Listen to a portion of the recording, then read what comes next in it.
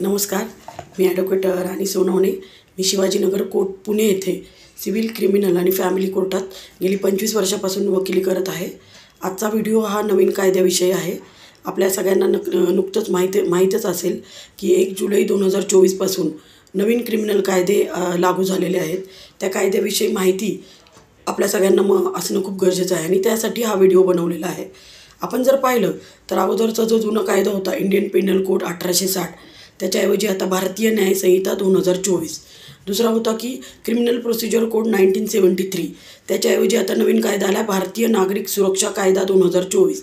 आणि दुसरा एक कायदा होता की जो इंडियन एव्हिडन्स ॲक्ट म्हणजे भारतीय साक्ष कायदा 1872, त्याच्याऐवजी आता भारतीय साक्ष अधिनियम 2024. असे हे 3 क्रिमिनल कायदे हे 1 जुलै 2024पासून लागू झालेले आहेत आणि त्या कायद्याची मी थोडक्यात आपल्याला माहिती देत आहे.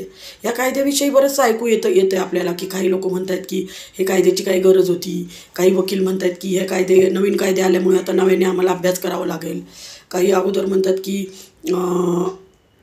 Old wine in new bottle, की म्हणजे सगळे सेक्शन तसेच आहेत, असं काय ऐकायला येतं.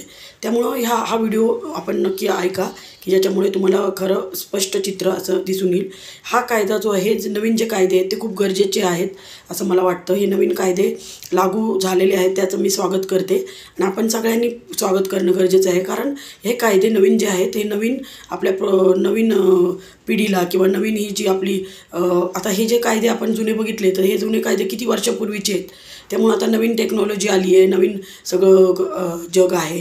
त्यामुळे हे नवीन कायदे गरजेचेच होते आणि त्यामुळे हे नवीन कायद्याचा अभ्यास करणं गरजेचं आहे आणि हे नवीन कायदे लागू झालेले आहेत त्याचा अभ्यास करणं आपण खूप महत्त्वाचं आहे. त्याच्यात मी थोडक्यात माहिती सांगताना आपल्याला सांगेन की याच्यामध्ये हे जे कायदे नवीन आलेले आहेत, ह्या नवीन कायदे लागू करण्याचा उद्देश एकच होता की वारंवार म्हणजे कित्येक 50पेक्षा जास्त जजमेंटमध्ये हायकोर्ट आणि सुप्रीम कोर्टनी वारंवार सांगितलेलं आहे की ह्या कायद्यामध्ये असा बदल करणं गरजेचं आहे, ही प्रोसिजर आणणं गरजेचं आहे. ह्या असे केस आहेत तर ह्या केसच्या दृष्टीने ही प्रोसिजर ह्याच्यामध्ये ॲड करणं गरजेचं आहे. म्हणजे हे नवीन जे कायदे झालेले आहेत हे हायकोर्ट आणि सुप्रीम कोर्टनी वारंवार सूचना दिल्याप्रमाणे त्या प्रोसिजर वगैरे ते ॲड करणं गरजेचं होतं आणि त्यामुळे हे नवीन कायदे अस्तित्वात आलेले आहेत. दुसरं म्हणजे की इंडियन पेनल कोड 1860 असं जर आपण बघितलं तर हा पेनलाइज करण्यासाठी कायदा होता. ब्रिटिशांनी केला होता की दंड करण्यासाठी हा कायदा होता. पण हे जर इंडियन पेनल कोडच्या ऐवजी आता जर नवीन जो आला की भारतीय न्याय संहिता, तर तो न्याय देण्याच्या दृष्टीने आहे. तसंच इंडियन एव्हिडन्स ॲक्ट साक्ष अधिनियम, नवीन साक्ष अधिनियम 2023, तर तोही साक्ष अधिनियम त्यातले बरेचसे सेक्शन बरोबरच आहेत. काही नव्याने सेक्शन जसं की टेक्नॉलॉजी, ऑनलाईन एव्हिडन्स ह्या पद्धतीने जे आहेत नवीन आपल्या ह्याच्याप्रमाणे नवीन आपल्या पिढीप्रमाणे किंवा नवीन आपल्याला जे गरजेचे आहेत. आजचं जे युग आहे ते मोबाईलचं युग आहे, त्यामुळे ते जे सेक्शन आहेत ते सेक्शन त्यात ॲड केलेले आहेत. आणि दुसरं जे आहे क्रिमिनल प्रोसिजर कोड 1973, जे क्रिमिनल केसेसमध्ये प्रोसिजरसाठी वापरत होते, तर त्याच्यामध्ये आत्ता जो भारतीय नागरिक सुरक्षा कायदा 2023, म्हणजे इथं भारतीय नागरिक जे आहेत त्यांचं सुरक्षा करण्याचं काम हे कायदा करणार आहे. त्यामुळे हे तिन्ही कायदे खूप महत्त्वाचे आहेत. या तिन्ही कायद्याचा जर आपण अभ्यास केला तर या तिन्ही कायद्यामध्ये सगळ्यांना फायदेशीर असणारे ज्यांना गरजेचे असणारे हे जे कलमं आहेत ते ॲड केलेले आहेत. सगळ्यात महत्त्वाचं एक जे कलम ॲड केलेलं आहे याच्यामध्ये ते म्हणजे की झिरो FIR द्वारे आपण क्रिमिनल प्रोसिजर कोडमध्ये अगोदर जर 154 प्रमाणे FIR होतं, तर आता या नवीन भारतीय नागरिक सुरक्षा कायद्यामध्ये 0 FIR द्वारे तुम्ही FIR दाखल करू शकता. तुमची जी कंप्लेंट आहे ती तुम्ही कोणत्याही पोलीस चौकीला कुठेही जाऊन तुम्ही दाखल करू शकता. त्याला 0 FIR म्हणतात. अगोदर पण 0 FIRनी कंप्लेंट दाखल केल्या जायच्या, पण बरेचदा पोलीस लोक म्हणायचे की आमच्या न्याय क्षेत्रात, आमच्या ज्युरिडिक्शनच्या ह्याच्यामध्ये हा गुन्हा घडला नाही, त्यामुळे तुम्ही त्या पोलीस चौकीच्या तिथे जा किंवा त्या पोलीस स्टेशनला जाऊन तक्रार करा. पण आता ते असं म्हणू शकणार नाही आहेत, कारण 0 FIR आहे. 0 FIRमध्ये तुम्ही कुठलीही तक्रार कुठेही दाखल करू शकता. दुसरं म्हणजे की अगोदर पोलिसांच्या बाबतीत असं होतं की ते तक्रार घेत नव्हते. एखादी व्यक्ती तक्रार द्यायला गेली की पोलीस म्हणायचे की काही ना काही कारणं सांगून ते तक्रार घेत नव्हते की आम्ही तक्रार दाखल करू शकत नाही. पण आता या नव्याने जो कायदा आला आहे त्याच्यामध्ये नवीन टेक्नॉलॉजीचा पण यूज केलेला आहे. याच्यामध्ये ऑनलाईन तक्रार तुम्ही दाखल करू शकता. घरी बसल्या तुम्ही तक्रार दाखल करू शकता. काही तक्रारी ज्या आहेत तिथं पोलीस चौकीमध्ये जायची पण तुम्हाला गरज नाही. त्या तक्रारी तुम्ही ऑनलाईन दाखल करू शकता. मग समजा आता एखादी तक्रार पोलीस घेत नाही आणि तुम्ही ऑनलाईन तक्रार घरी बसून दाखल केली, तर मग ते दाखल केल्यानंतर 3 दिवसाच्या आत तुम्हाला पोलीस ते सहीसाठी तुम्हाला बोलू शकतात. त्यामुळे ऑनलाईन तक्रार हे खूप महत्त्वाचं आहे आणि 0 FIR हे पण खूप महत्त्वाचं आहे. कालच माननीय पंतप्रधान नरेंद्रजी मोदी यांनी जळगावच्या एका कार्यक्रमामध्ये सांगितलं की you can file your complaint from your home only. म्हणजे तुम्ही तक्रार तुमच्या घरी बसूनही दाखल करू शकता. त्याचा तुम्ही उपयोग करून घेणं गरजेचं आहे. तक्रार देण्यासाठी तुम्हाला पोलीस चौकीमध्ये जाण्याची गरज नाही. त्यामुळे हे खूप महत्त्वाचं आहे. अगोदरचे हे जे कायदे होते हे ब्रिटिशांनी केले होते. त्या त्यांच्या फायद्यासाठी केले होते, पेनलाइज करण्यासाठी, दंड करण्यासाठी केलेले होते आणि त्यामुळं ते कायदे त्यांच्या फायद्यासाठी होते. आत्ताचे जे कायदे आहेत हे कायदे हे आपल्यासाठी भारतीय नागरिकांसाठी गरजेचे आहेत, आरोपीसाठी महत्त्वाचे आहेत, तसेच फिर्यादीसाठी पण महत्त्वाचे आहेत, तसेच साक्षीदारांसाठी पण महत्त्वाचे आहेत. या सगळ्यांचा विचार करून हे नवीन कायदे केलेले आहेत. आता आपण जर बघितलं की पहिले असं म्हणायचं इंडियन पेनल कोड 1860 भारतीय दंडविधान कायदा 1860 असं म्हणायचा की 100 निर्दोष सुटले तरी चालतील, 100 आरोपी सुटले तरी चालतील, 100 आरोपी सुटले तरी चालेल, एक निर्दोष सुटला नाही पाहिजे. म्हणजे आपलं असं म्हणणं होतं की 100 आरोपी सुटले तरी चालतील, पण एक निर्दोष तो आतमध्ये जायला नाही पाहिजे. पण आता ह्या नवीन कायद्याप्रमाणे असं आहे की एकही आरोपी सुटणार नाही. समजा 100 आरोपी सुटले तर ते समाजाला किती घातक असणार आहेत. त्यामुळे ह्या नवीन कायद्यामध्ये ती गोष्ट ध्यानात घेतलेली आहे. आणि पहिलेचा जो कायदा होता इंडियन पिनल कोड तो आरोपी सेंटर होता. म्हणजे आरोपीला मध्य करून आरोपीचा विचार करून केला गेला होता. पण आत्ताचा जो कायदा आहे तो विटनेसला विचारात घेऊन केलेला आहे, विक्टीमला विचारात घेऊन केलेला आहे. विक्टीम म्हणजे फिर्यादीला विचारात घेऊन गेलेला आहे, तसंच आरोपीला पण विचारात घेऊन केलेलं आहे. त्यामुळे हे कायदा खूप महत्त्वाचा आहे.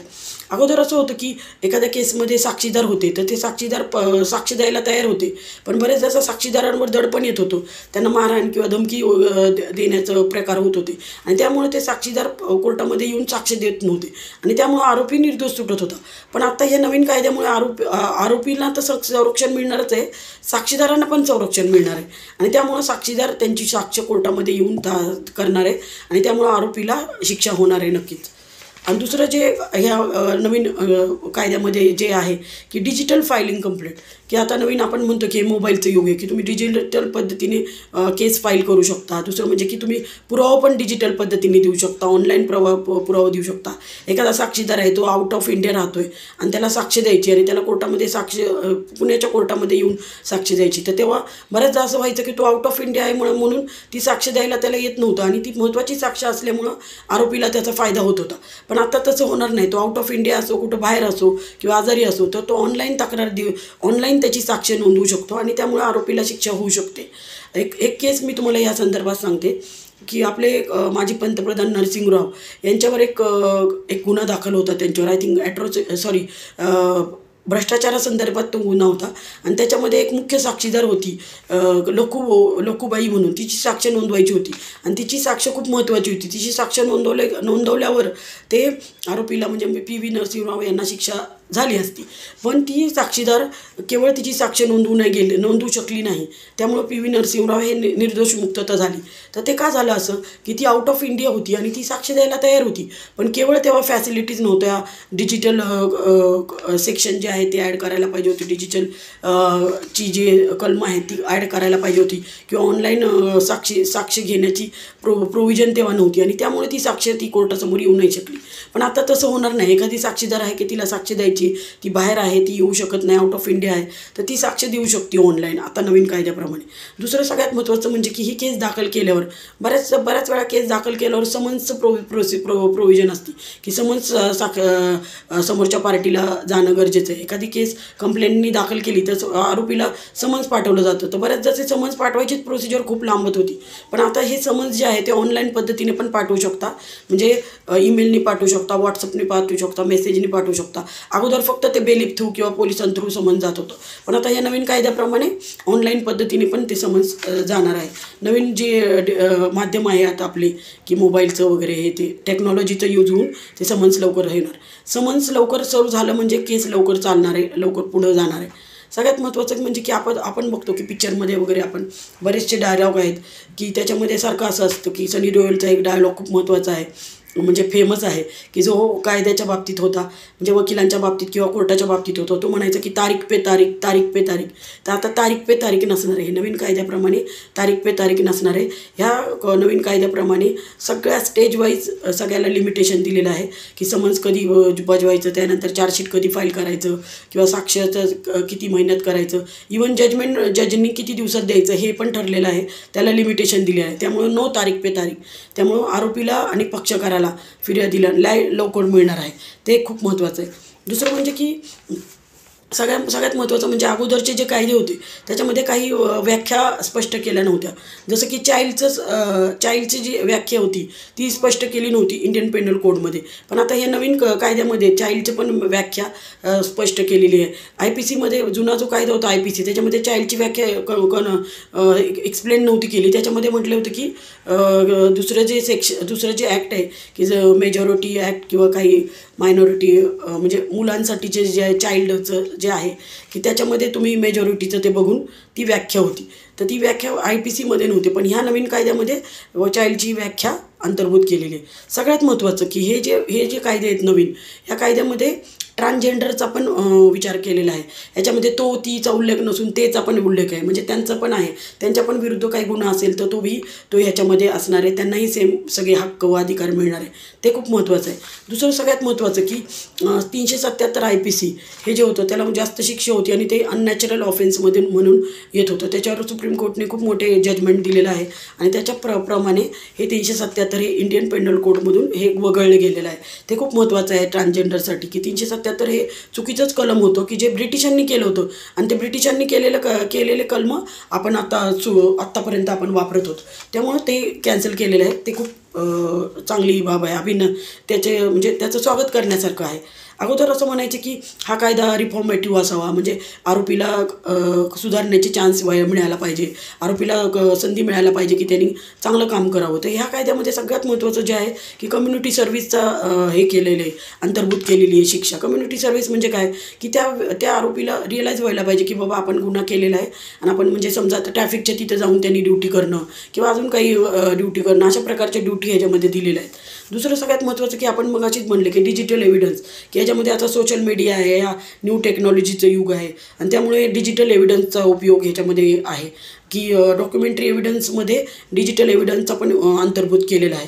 आणि सगळ्यात महत्त्वाचं की ह्या कायद्यामध्ये पहिले जर इंडियन पेनल कोड आपण बघितला तर तिथं महिलांविरुद्धचे जे आरोप होते, महिलांविरुद्धचे जे गुन्हे होते ते वेगवेगळ्या सेक्शननुसार विखुरलेले होते पूर्ण ह्याच्यामध्ये. पण आत्ता या नवीन कायद्यानुसार एक वेगळं कलम 5 म्हणून दिलेलं आहे. त्याच्यामध्ये महिलांविरुद्धचे गुन्हे सगळे हे आहेत आणि महिलांविरुद्धचे जे गुन्हे आहेत त्या सगळ्या गुन्ह्यांमध्ये जास्तीत जास्त शिक्षा वाढवलेली आहे अगोदरपेक्षा. आता सगळ्यात महत्त्वाचं म्हणजे प्रॉमिस टू मॅरी.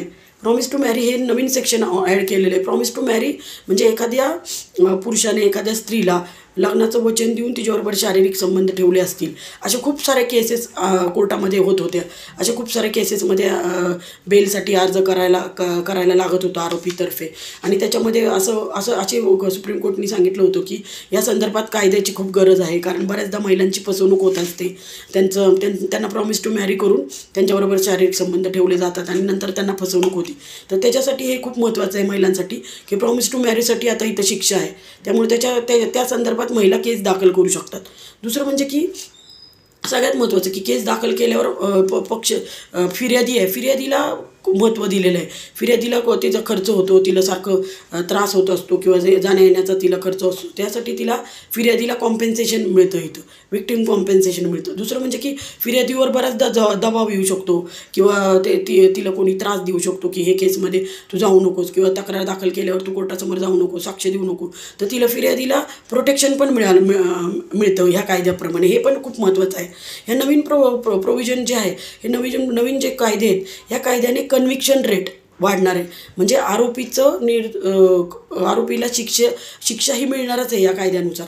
अगोदर ॲक्विटल रेट हा ॲक्विट होण्याचं प्रमाण हे खूप होतं. म्हणजे आपण जर बघितलं अगोदरच्या कायद्यामुळे की बरेचसे आरोपी हे निर्दोष सुटत होते, पण आता तसं होणार नाही. आता कन्व्हिक्शन रेट म्हणजे त्याला दोषमुक्त ठरवलं जाणार आहे. हे नवीन कायद्यानुसार जर प्रोसिजरनी जर पुढं काय केसेस चालणार आहे तर कन्व्हिक्शन रेट हा वाढणार आहे. म्हणजे आरोपी हा सुटणार नाही. ते खूप महत्त्वाचं आहे. सगळ्यात महत्त्वाचं म्हणजे की ह्याच्यामध्ये bail is a rule and not jail is a rule. म्हणजे सगळ्यात महत्त्वाचं की बऱ्याचदा असं होत होतं की आरोपी जे आहे छोटे छोटे गुन्ह्यामध्ये आतमध्ये बसावं लागत होतं, त्यांना बेल मिळत नव्हतं. पण आता सुप्रीम कोर्टनं कितीतरी जजमेंटमध्ये असं म्हटलेलं आहे की bail is a rule and not jail is a rule. त्यामुळं बेल मिळणार आहे आरोपीला. छोट्या छोट्या गुन्ह्यामध्ये जे आहेत की गरजेचे आहेत की त्याच्यामध्ये त्यांना बेल मिळणार आहे आणि त्यांना जामीन कोर्टही देऊ शकतो. आता दुसरं जर आपण बघितलं की हे जे कायदे आहेत ते कायद्याचा मूळ उद्देश काय आहे, मूळ उद्देश आहे की पेंडन्सी कमी होणे. आणि पेंडन्सी कमी होणे या नवीन ॲक्टनुसार नक्कीच होणार आहे. कारण कसं आहे की आता जर आपण बघितलं तर 5 कोटी केसेस पेंडिंग आहेत आणि 60% जास्त अंडर ट्रायल प्रिझनल हे आतमध्ये. ते हे प्रमाण सगळं आपलं हे कमी होणार आहे की पेंडिंग केसेसचं प्रमाण कमी होणार आहे. माननीय chief justice of India Dhananjay Chandrachud यांनी एक स्टेटमेंट केलं होतं नुकतंच. त्यांनी म्हटले होते की विलंबामुळे माणसे न्यायाच्या बाबतीत हताश झालेले आहे. आपण बघा की इथं इतका डिले होतो आहे त्यामुळं सामान्य माणूस न्यायालयात यायला घाबरायला लागला आहे किंवा न्यायालयात आल्यावर त्याला काही वाटत नाही की त्याचं काय होणार आहे. आपण अगोदर म्हणतो बघा कधी भांडणं वगैरे झाली किंवा 2-3 लोकांमध्ये काही भांडणं झाली तर बरेचदा लोक असं म्हणतात की I will see you in court. मग का म्हणत होते? कारण त्यांना न्यायावर विश्वास होता आणि म्हणून ते म्हणायचे की मी तुला कोर्टामध्येही बघून घेईन. पण आता असं झालं आहे की माननीय चीफ जस्टिस चंद्रचूड साहेबांनीच असं म्हटलं की विलंबामुळे न्यायाच्या बाबतीत लोक हताश झालेले. त्यामुळं हे जे आहे हे स्टेटमेंट, या स्टेटमेंटमध्ये थोडासा बदल होऊ शकतो ह्या कायद्याप्रमाणे जर आपण पुढं प्रोसिजर वाईज काम केलं तर. दुसरं म्हणजे की नागरिक सुरक्षा कायद्याप्रमाणे जर आपण बघितलं की एव्हिडन्स आपण ऑनलाईन घेता येतो तर ते एव्हिडन्स ऑनलाईन घेत होतं त्याचं जे सेक्शन आहे ते सेक्शन 209 प्रमाणे आहे की साक्ष तुम्ही ऑनलाईन घेऊ शकता. दुसरं म्हणजे की ह्याच्यामध्ये साक्षीदार आला आहे एखाद्या मॅटरमध्ये साक्षीदार आला आहे आणि डिफेन्स लॉयर नाही. बऱ्याचदा असं होतं की साक्षीदार आला आहे आणि डिफेन्स लॉयर नाहीत म्हणजे आरोपीचे वकील नाही आहेत. मग ती साक्षीदाराला परत पाठवलं जायचं. पण आता ह्या कायद्याप्रमाणे जजला अधिकार दिलेले आहे की साक्षीदार आलेत डिफेन्स लॉयर नाही तरी पण जज त्यांची साक्ष नोंदवू शकतात. हे खूप महत्त्वाचं आहे की ह्याच्यामध्ये तारीख पे तारीख नसणार आहे. दुसरं म्हणजे की 336 प्रमाणे जे आहे की हे 336 प्रमाणे तुम्ही की एखादा ऑफिस असेल आणि त्या ऑफिसमध्ये एक व्यक्ती आहे की जिची साक्ष घ्यायची आहे एखाद्या केसमध्ये आणि ती साक्ष खूप महत्त्वाची आहे आणि ती साक्ष जे आहे ते ॲडमिनिस्ट्रेटिव्ह ऑफिसर आहे, मोठ्या लेवलला ते पोस्टिंग आहे त्यांची आणि काही ती केस चालायला वेळ लागल्यामुळे त्याची ट्रान्सफर झालेली आहे आणि त्याची ट्रान्सफर झाल्यानंतर त्याची साक्ष आणण्यासाठी खूप त्रास होत आहे कारण ते ट्रान्सफर झाली आहे, खूप लांब झालेली आहे किंवा बरेचदा त्याचा ॲड्रेस नाही वगैरे असं काहीतरी होतं. मग अशा बाबतीत त्या व्यक्तीच्या जागी जी व्यक्ती आहे त्या व्यक्तीची पण साक्ष या केसमध्ये घेणार आहे. ती 336 प्रमाणे घेतली जाणार आहे. तर महिलांच्या आपण जामीनचा विचार केला की बेल इज अ रूल करायला पाहिजे. पण महिलांच्या गुन्ह्याच्या बाबतीत इथं असं म्हटलेलं आहे की महिलांच्या गुन्ह्यामध्ये जामीन नाकारण्यात यावं. ही खूप महत्त्वाची बाब आहे की आपण जर बघितलं की जजमेंटचं मी तुम्हाला म्हटलं की जजमेंट लवकरात लवकर जजनी करावं की दोन्ही वकिलांचं जर आर्ग्युमेंट झालं, युक्तिवाद झाला तर 258 प्रमाणे भारतीय नागरिक सुरक्षा कायदा 258 प्रमाणे विदिन 30 डेज जजनी करावं असं त्याच्यामध्ये लिमिटेशन दिलं आहे. चार्ज पण आपण जर बघितला तर 263 प्रमाणे चार्ज विदिन 60 डेजमध्ये करायला पाहिजे. नवीन कलम ह्याच्यामध्ये एक ॲड केलं आहे ते खूप महत्त्वाचं आहे. ते म्हणजे सेक्शन 48. भारताबाहेर गुन्हा केला आपल्या एखाद्या व्यक्तीने, भारतीय नागरिकाने भारताबाहेर एखादा गुन्हा केला तर एखाद्या भारताबाहेर त्यांनी गुन्हा केला तर त्याच्यावर ॲक्शन अगोदर घेता येत नव्हती. पण आता या कलमामुळे ॲक्शन घेता येणार आहे. बलात्कारासाठी विशेष शिक्षा ह्याच्यामध्ये आहे. इंडियन पेनल कोड 65 प्रमाणे बलात्कारासाठी विशेष शिक्षा आहे. आणि दुसरं म्हणजे की सेक्शन 69 प्रमाणे नोकरी देऊन फसवणूक केली असेल तर त्याच्यामध्ये पण शिक्षा वाढवलेली आहे कायद्याप्रमाणे. ह्याच्यामध्ये नवीन एक सेक्शन ॲड केलेलं आहे 311 प्रमाणे संघटित गुन्हेगारी ते आहे. तर ते दुसरं म्हणजे की भारताची सार्वभौमकता वाचवली पाहिजे हे ह्या कायद्याप्रमाणे अंतर्भूत केलेलं आहे. आत्महत्या करायला भाग पाडणे हे पण एक कलम आहे 226 प्रमाणे, त्याच्यामध्ये पण कडक शिक्षा आहे. दुसरं म्हणजे की पोलिसांवरही या कायद्यानुसार वचक आहे. आरोपीला पण कायद्याचा वचक आहे अशी तरतूद आहे. त्यामुळे हे नवीन कायदे जे आहे ते त्यांची खूप गरज होती आणि ते नवीन कायदे हे खूप गरजेचे होते आणि हे सगळ्यांच्या खूप फायद्याचे आहे. आपण जर बघितलं तर इंडियन पिनल कोडमध्ये अगोदर 511 कलम होती. आता जर बघितलं तर आता 358 कलम आहेत. गुन्हेगारीच्या कायद्यामध्ये बदल झाला आहे आणि ते गुन्हेगारीच्या कायद्यामध्ये जो बदल केला आहे तो त्याचा क्रम बदलला आहे फक्त. बाकी काही काही सेक्शन बरोबर तेच आहे की प्रॉमिस टू मॅरीचं जर मी तुम्हाला म्हटलं त्याला 10 वर्ष शिक्षा आहे. त्यामुळं 18 वर्षापेक्षा कमी पीडितेवर जर सामूहिक बलात्कार झाला तर त्याला मृत्यूदंडाची शिक्षा नवीन कायद्याप्रमाणे आहे.